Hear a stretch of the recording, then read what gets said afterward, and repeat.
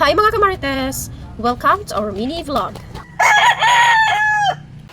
O karon mga kamarites, nanubong na ta sa manok kay ako naman po nakatoka karon, so uwan-uwan man ato lang hinay-hinayon og tubong kay basin nyag ma-slide ta na lang bubog ta ani maura ni ron. Sakit-sakit ra man po nung ma-slide ta unya way mo salo sa ato na pareha sa imong pakigugma sa iya. Ma-slide ka unya wa kaniya salha. Taon sa badi ay tuoy nagkuwang hinuon ni atong tubong pareha sa iyang pagkulang sa imuha. Aw unsa badi ay. So karon magtapos na bitaw taoy og tubong kay nakuwang man ang ato ang tubong.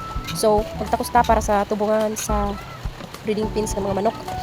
Pagkaroon kay man kog tako, so dali mga nila ta sa breeding pins kay ato lang tubungan ng mga manok. So ato lang dali-dalion kay uwan-uwan ra ba unya wala ako nagpayong kay syempre magsabi-sabi man taon yung payong pa ko nya magpipit pa ko tubungan. Da hasul na para na ko atong Christmas tree ko magpipit pa ko payong di ba. Ug karon kay naman ta sa ato ang breeding pins. So dili na sa ato ang tangkal nga rainbow yung tas mga bata. Yung tas mga bata nga colorful man kuno sa rainbow ni siya tangkal. May pang tangkal colorful. Ang imong love life ka, colorful ba pod para hadi ani ka colorful sa amo ang tangkal. O di ba? But always remember jud mga kamarites nga walay laing makapa-colorful kung naatay Ginoo sa ato ang kinabuhi. Og maura una to. Daghang salamat. Please like, follow and share. Thank you.